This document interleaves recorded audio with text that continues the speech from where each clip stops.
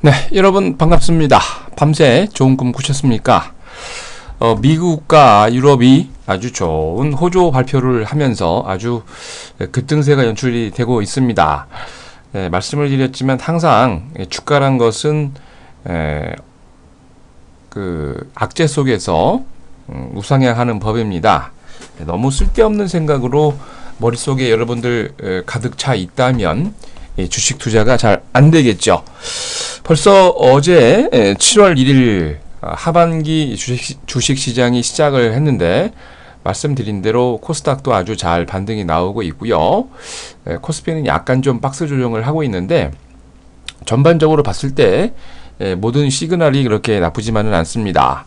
그리고 이번 주에 미국의 엘렌이 또 IMF에서 내일 새벽이죠. 발표를 하고 그리고 7월 3일 4일 박 대통령과 시진핑 국가주석이 또 정상회담을 하는데 이번 주 내로 또 아니면 주말에 긍정적인 시그널이 많이 나올 겁니다. 여러분들 좋은 종목 이럴 때 잘 담아서 수익을 극대화시키는 그리고 15년 만에 돌아온 코스닥 랠리에서 아주 좋은 종목으로 많은 수익 내시기 바랍니다.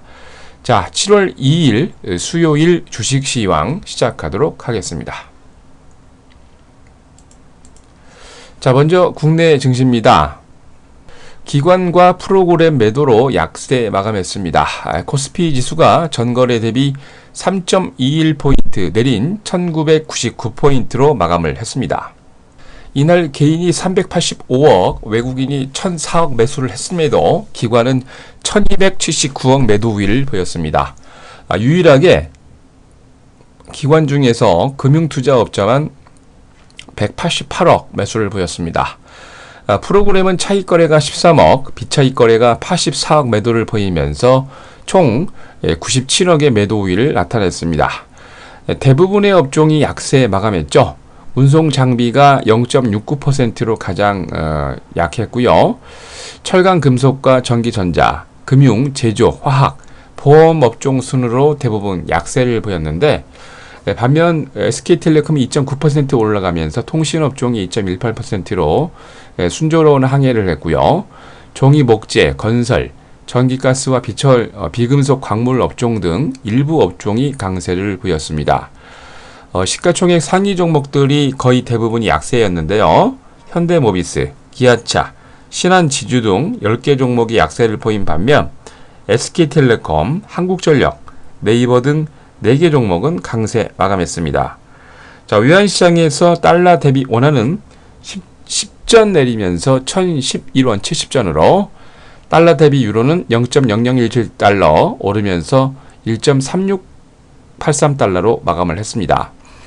코스피에서 상한가 8개 종목을 포함해서 490개 종목이 상승을, 하한가 1개 종목 포함해서 303개 종목이 조정을, 80개 종목은 보합으로 마감을 했습니다.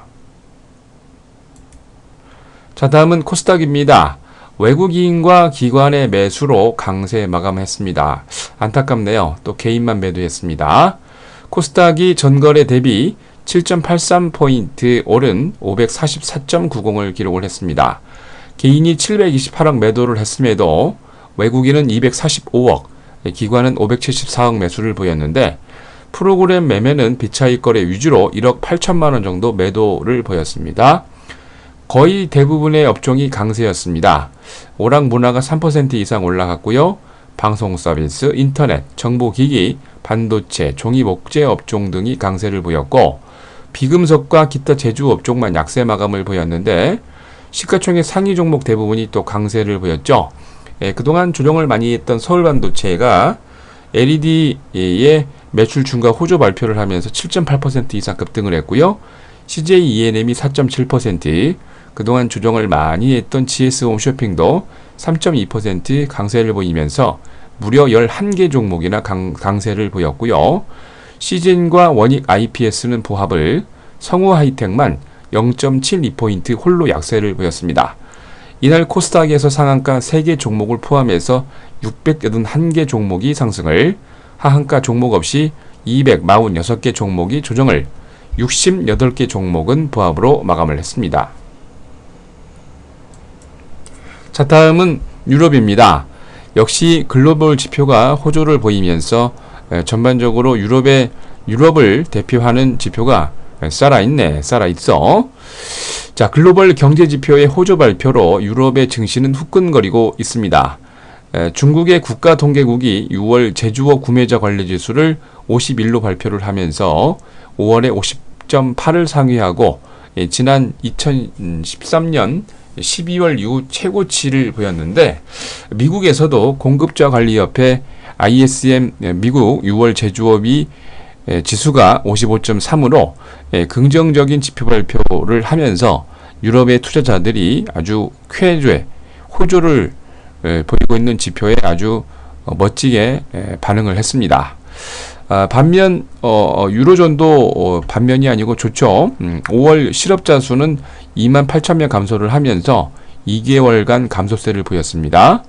실업자가 감소하고 있다는 징후는 취업을 많이 하기 때문에 좋은 얘기죠. 마르킬트가 발표한 6월 유로존 제조업 PMI 확정치는 51.8로 반면 2013년 11월 이후 조금 떨어지긴 했습니다. EU 통계기관인 유럽통계청 유로스타트가 경제적인 계절적 요인을 감안한 유로존 5월 실업률을 11.6% 발표하면서 지난 4월 실업률 수정치와 동일하고 전문가 예상치 11.7%를 0.1% 하회하는 아주 좋은 모습이었습니다. 프랑스가 생산활동이 아주 여전히 둔화된 모습을 보이고 있지만 그동안 피그에서 가장 열악했던 스페인이 7년 만에 최고 제조업 생산활동 지표를 보이면서 아주 멋진 모습을 보였는데, 여전히 전문가들은 유럽 중앙은행이 추가 부양책을 실시를 하면서 전반적으로 유럽의 기대감이 확산이 되면서 범유럽권 스탁스 유럽 600은 전거래 대비 3.03포인트 상승한 344.89로, 영국의 뿌띠 100은 59.98포인트 상승한 6,802.92로, 독일의 닥사30은 69.34포인트 상승한 9,902.41로, 프랑스 객사공은 38.28포인트 상승한 4,461.12를 기록을 했습니다.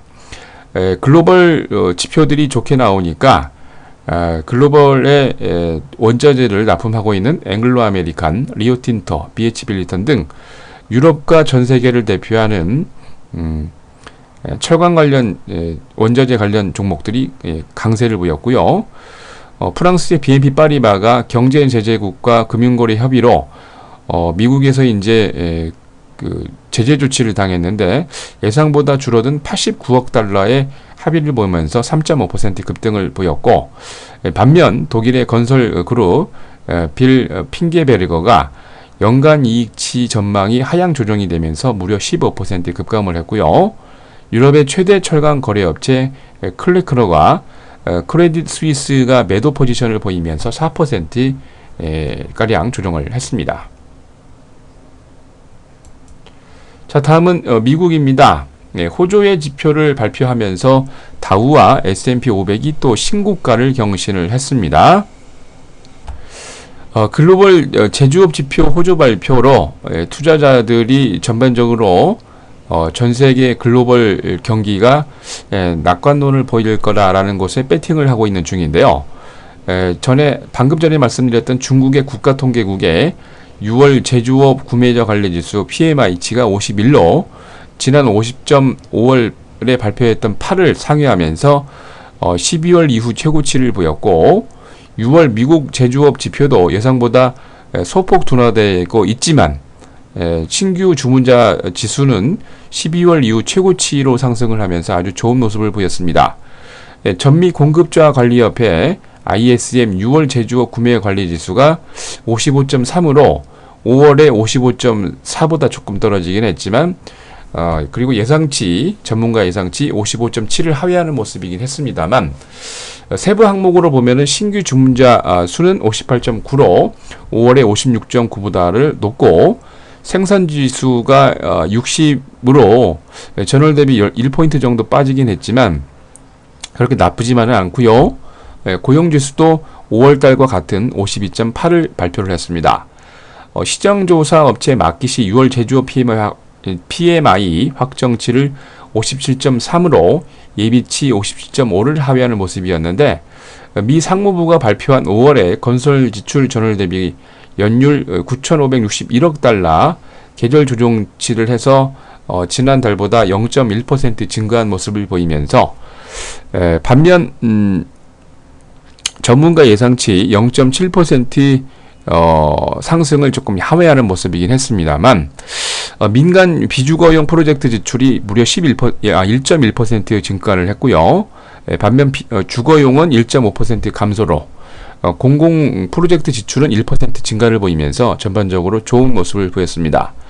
6월에 미국 승용차 경트럭 판매가 연율 1698만 대로 당연히 계절 조정치가 들어간 거죠. 2006년 1월 이후 최고치를 보였습니다.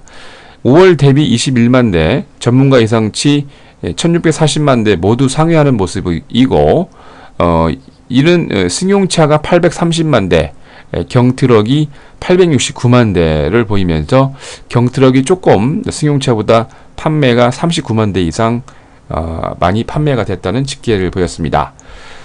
재미있는 거는 GM이 5월달 얼마 전에 이제 대규모 리콜 조치에도 불구하고 매출이 증가했다는 소식이 참 재미있는데요. 6월에 26만 7,461대를 판매를 하면서 전년 동월 대비 1% 증가한 7년 만에 최고치를 기록을 했습니다.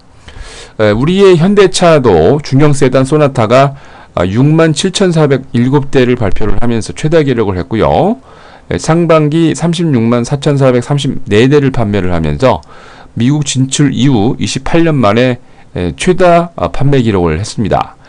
기아차도 6월 5만 536대를 판매를 하면서 전년 동기 대비 0.2% 증가한 모습이고요. 상반기 29만 7,413대로 94년 미국 진출 이후 반기 최대 판매를 했습니다. 전반적으로 좋은 시그널을 보이면서 다우가 전거래 대비 120.9포인트 급등하면서 16,956.07을, S&P 500은 13.09포인트 상승한 1973.31로, 나스닥은 50.47포인트 상승한 4,458.65를 기록을 했습니다.